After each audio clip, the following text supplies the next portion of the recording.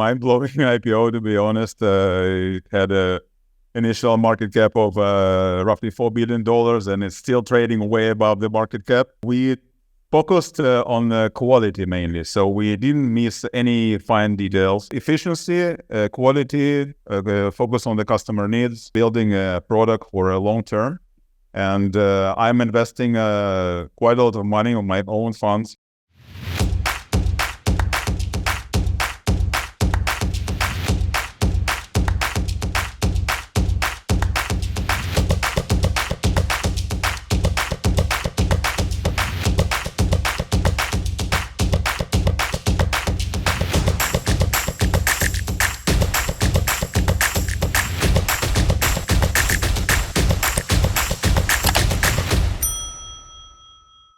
Hi, everybody.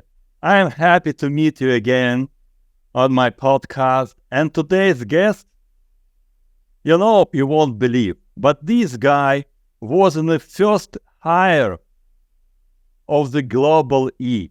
Global E had a mind-blowing, one of the greatest IPOs in 2021. And now he is in a new journey towards another success, as I hope.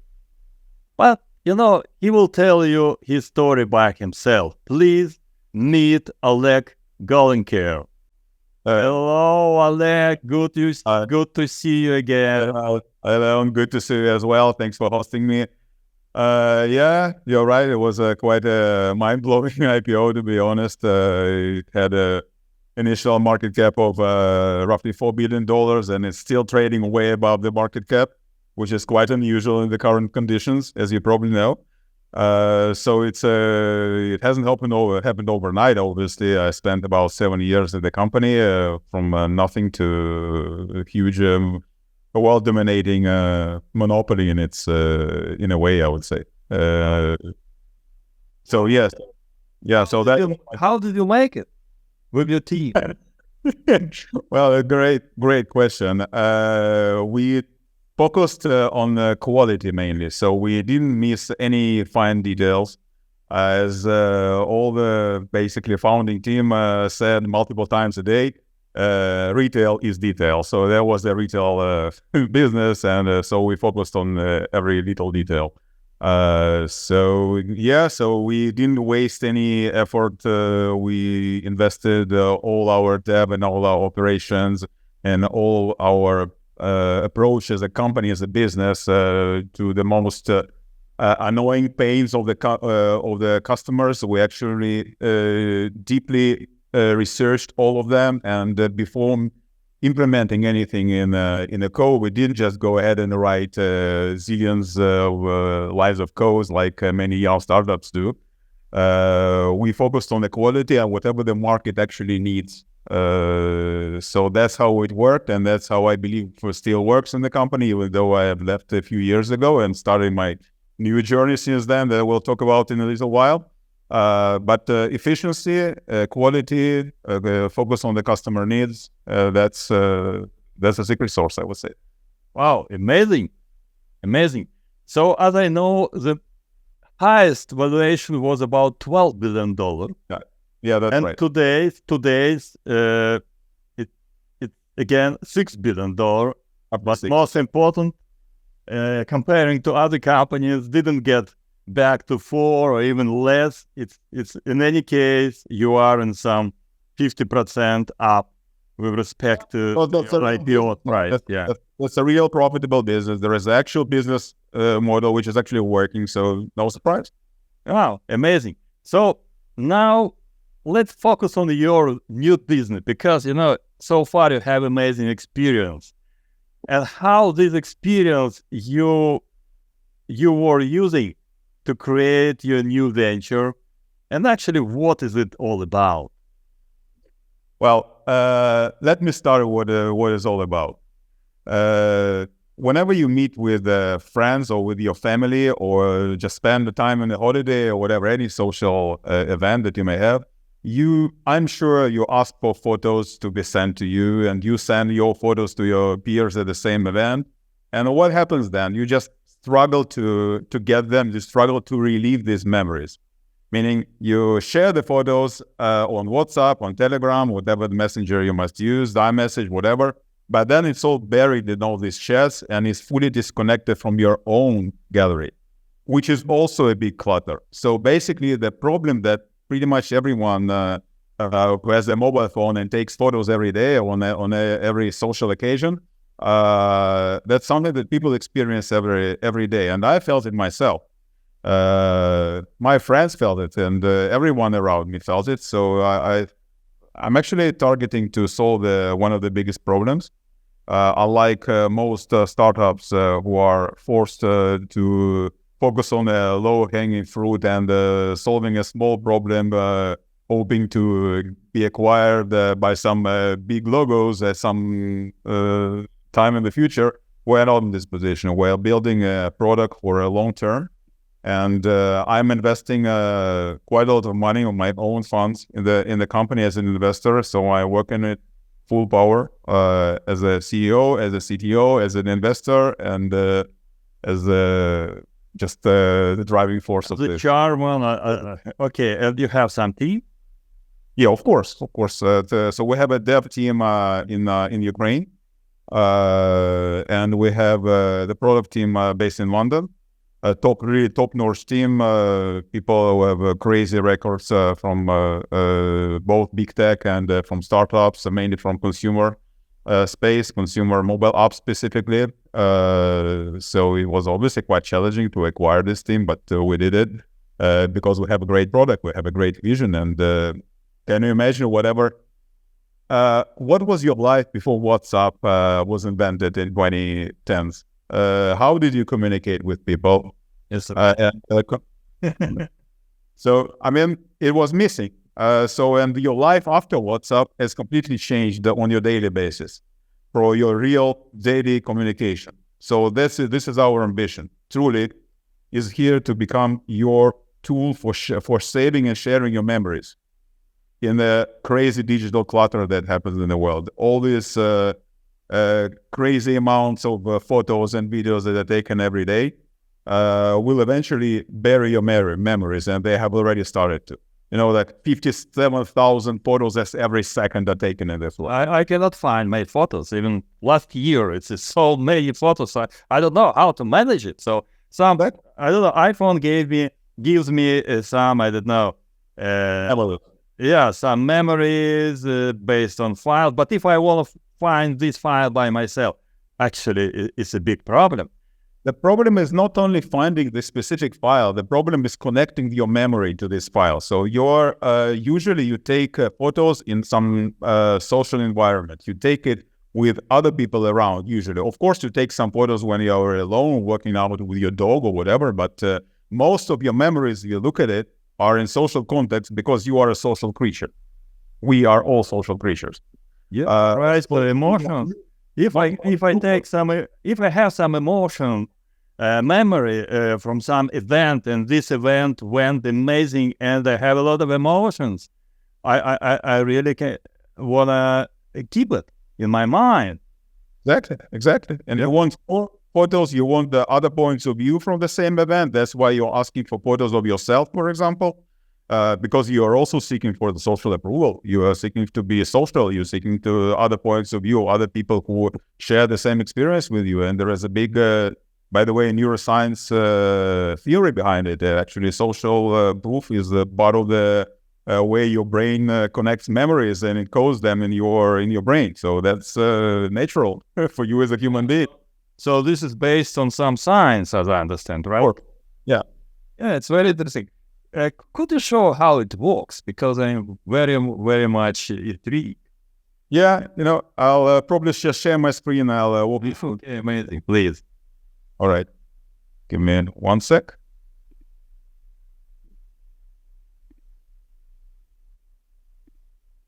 All right. Just please confirm when you see my screen. Yeah, I see. Everything is okay. All right, cool. So we are Trueli. We are connecting memory. Meaning we're changing the way memories are saved and shared. So as we just mentioned a few moments ago, one of the biggest paradoxes of today is that everything is captured, but nothing is really remembered. People take photos every day, and they're all buried in their own clutter of their mobile phones. And I'll explain to you how the invention of the messengers has actually made our life even worse in a way. So let's walk through a typical example of us having a family trip in Barcelona. Here is me waiting for the photos. I'm waiting, I'm not getting anything, or I'm getting some blurred or low quality stuff, or I'm just getting thousands of photos, unstructured, uncluttered. So basically, this adds to the clutter even worse. Previously, I had one clutter of my personal gallery. So now I have as many clutters as WhatsApp chats. Yeah, usually I ask my friends to send me some pics from any event. Yeah, you're right. That's a problem. But where it is, you don't know which chat is it, and it's buried. It's buried. That's statistically, we have 14 text messages, memes, screenshots, and other stuff for every meaningful photo in any given WhatsApp chat. So it's like impossible to find this. Rest in peace, my memories. That's the result. Yes, the solution. We call it memory mesh, which means let's examine the same story when us spending time at on the beach in Barcelona, for example. So we take photos, all of us. Normally, with using our normal camera or the mobile phone, we don't ask people to use our app to take photos like Snapchat does, for example. Assuming you have our app on the phone, it just does this magic, meaning it automatically curates the best photos for you and shares them in one shared view with your approval. You still have full control, but the selection is implemented on your own phone and shared seamlessly with all the participants. So like in WhatsApp, not like in the WhatsApp. In WhatsApp, I have to take this photo and share it manually. So this is the next step. So it goes automatically if it's connected in time and in a moment. Exactly. You don't have to. You don't even have to make an effort of selecting your photos manually. It just does it automatically for you. If you want to make any changes, you can, because we are a privacy-first company, and we value your privacy. We don't want to share anything without your explicit approval. But the user experience and the technology behind it is geared to give you the best possible decision what to share and to facilitate it seamlessly with one click. That's what it does. And most importantly, it connects to your foundation. By foundation, I mean historically, we started it by running this algorithm on your local phone before you are connected with other people. You already have some photos, historical photos that you have on your phone. So our algorithm runs on your device and extracts the meaningful memories from your device automatically by assigning even the title is assigned automatically. So you don't have to do anything whatsoever, just to consume your memories, and you can change them if you want. You can share them, obviously. You can share them in-app, outside. There are lots of nice features that are included, but that's for yourself. And then we realized, wait a minute, what does it mean making a lasting memory for a human being? What does it mean? What is a lasting memory? So we want to keep the lasting memory, and we want to be able to share it seamlessly. What does it mean? And then we realized that your real memory is encoded in your brain once you have an emotional connection. And you have an emotional connection when it has a social experience context. Pretty much any personally relevant context, but the social experience is the most important, because we are social creatures, as I said before we started running through the deck. And there are multiple researches in the area that prove that people see sharing of memories as a meaningful part of meaningful life, basically. So there are some researchers that even say that people would be willing to sacrifice the quality of the experience itself, like shared experience, for the togetherness. So people love togetherness, and they would sacrifice their quality, even the quality of the actual experience, for togetherness. So that's how social we are. So basically, There are other many researchers in neuroscience space about brain-to-brain coupling, for example, that we can dig as deep if you want to this science behind it. Bottom line, we are social creatures, and our memories are either shared with other people or lost. That's the bottom line. So the way it works, it runs the algorithm and it puts it in the social context, does the automatic exchange of moments and makes it frictionless. That's how we build the lasting memory, putting it in a social context and sharing frictionlessly. So in other words, memory creation is tightly coupled with experience connection. So there are obviously multiple tools in this area that facilitate memory saving and sharing, but all of them have significant issues. For example, you can look at your native gallery, like you mentioned, your iPhone suggests you memories. That's an add-on on top of Apple Photos, exactly. The problem with Apple Photos is that Apple Photos simply does not exist on Android. It's not cross-platform. So there is no way you can facilitate seamless sharing and seamless memories exchange and connection with someone who is on Android if you are on iPhone, and vice versa. Google Photos does exist on iPhone, but you know what? There are only 6% of iPhone users are using it. With all the greatness, with all the respect to Google, only 6% of iPhone users are using Google Photos. And the only reason why they use it is the free storage. But the free storage is gone 2 years ago. So they obviously their revenue is over the roof now. The Alphabet board is very pleased with the performance of Google, and likewise the shareholders. But they're not cross-platform, bottom line. So there is no way they can facilitate, and they have this glass ceiling that they cannot break. You can also look at the messengers, which is a standard way of sharing memories, but we talked about messengers. Like WhatsApp is not. Yeah, it's very basic. Today it's very basic. Yeah, it's not just not built. It's built for daily communication. Yeah, that's what it changed 10 years ago. The daily communication is not built for the overwhelming digital clutter of 2020s. It is not built for sharing memories. It's built for sending a text message to Leon. Leon, let's meet up. That's what it is. Yeah. Yeah, very interesting. Yeah. So what are our advantages over all this? First of all, the cross-platform, we just mentioned it. The Foundation app is the app that does this daily work for you to capture your memories automatically. It keeps you engaged all the time. It's not like you will meet our app next time when you meet other people. It just works all the time.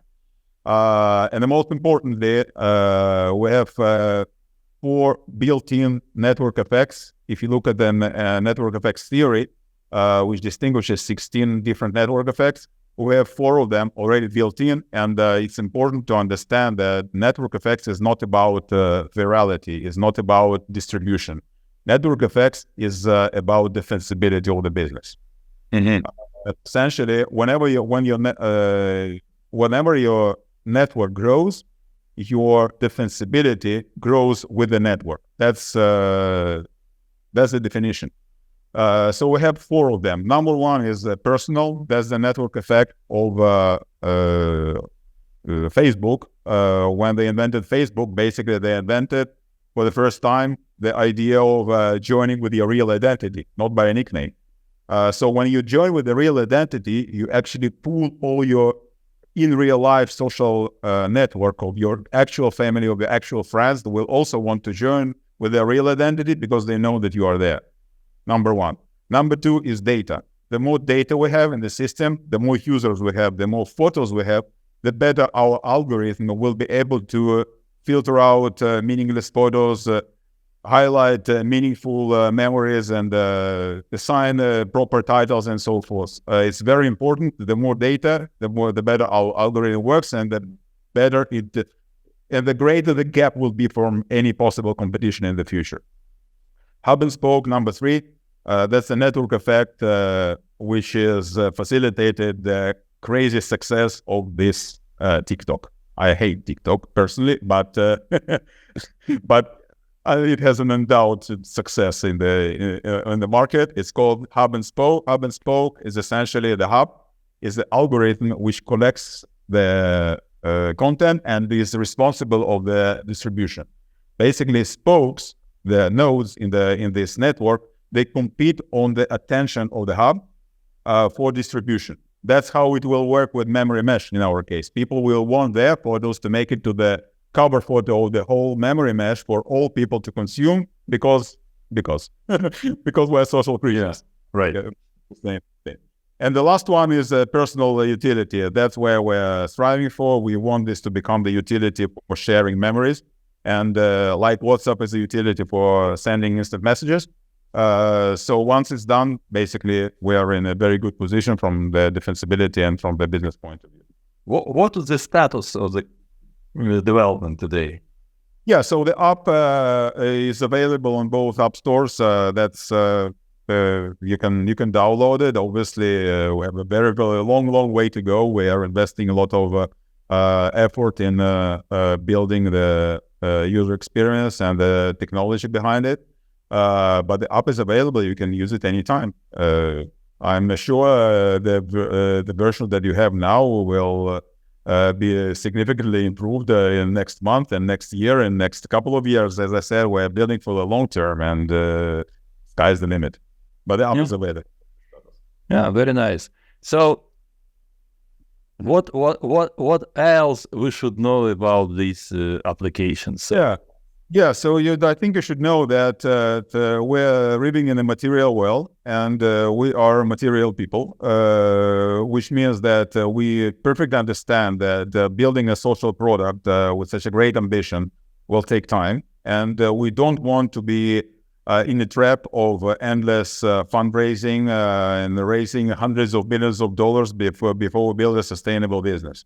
We are building the sustainable business from day one. So we are already in talks with B2B partners that will allow us to monetize the events in the event space that will help all these event planners, venues, and companies who run employee events and client events to help them with the engagement, retention, and loyalty. And we have a few companies already in the pipeline who would be potentially willing to pay for this service inside our ecosystem. And the beauty of it is that it not only creates the potential revenue stream for us that will help us grow from the finance point of view. It will actually help us grow from the actual user base because people who will use the app for the first time in the company event, they will be exposed to the app, and basically they will continue using it for their daily lives, their memory. So you're not going B2C like Instagram and other companies. You start from B2B, and you offer your application to event managers, or to even if I have something like wedding. I can invite some photograph, or I don't know, somebody who can make these, and it shares immediately with all participants in this wedding. Right.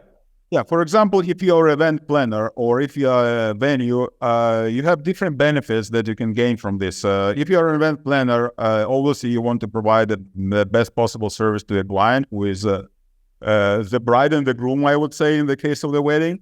So they would love to introduce this tool for them to seamlessly share photos from their wedding without the need to ask for photos, and it can be quite annoying at the wedding, as we can imagine. Same goes for companies or for venues. You can come to the restaurant, for example, and celebrate your birthday with 5 people, for example. Not a very small event, intimate event with your close friends, for example. And then let's assume you are at an amazing restaurant, great food, great environment, great service, great everything. You take great photos, exchange them, and now what? When you look at this memory, you don't even remember the name of this restaurant. Not good for the restaurant, right? So the assumption is that the restaurant might want to embed his brand in your memory when you will come to relive it again, so that you will at least know what's the name, how to get there, what is the menu, what are the promotions, and so forth. So it's a natural benefit for the businesses. We're not building a B2B tool, just to be clear. We're building a huge ecosystem for people to share their memories as consumers. The B2B is the way for us to facilitate this growth as one of the distribution channels, in addition to others, and also to provide us the positive cash flow. That's the goal for this slide, I would say. Yeah. Okay. Amazing. So I'm very excited to know more. So what's the next you're going to share? Yeah, so now I can show you that where are we targeting. Yeah, okay. This is what we know, plus minus. You already know. Very amazing. Yeah, team. So and this is the team. I wanted to introduce the team very quickly. So it's me. I introduced myself already. We have two product people. Jeff, head of the product, who has all this experience in big tech, Nokia, Microsoft, Yahoo. Was responsible of Nokia App Store in South Asia from scratch and managed to take it from 0 to 5 million monthly active users and profitability in 3 years, like amazing achievements. Ksenia is a guru of consumer product apps, I would say, and she is coming from great businesses, great consumer businesses, consumer mobile apps specifically. She's responsible of that. Has really top-notch team based in London. Why London? Because that's the closest English-speaking country, and we want to start exploring this from English-speaking world, the Western world, and spreading it across the globe. Amazing. Thank you very much. So let's move back to just conversation about presentation. Yeah, I think that's amazing presentation, and everything is understandable and actually very clear, I hope.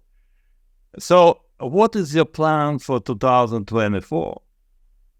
So yeah, for 2024, we'll be investing a lot of effort in introducing a memory mesh to the market, capturing all these event businesses, exploring the features that we'll need to add to the app to make sure we can grow and monetize.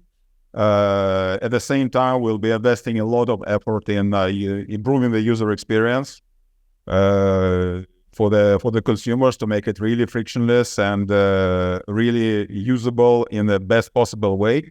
We have some other developments in the company on this front that I am unable to disclose right now, unfortunately, but that's something that we'll be really focusing on.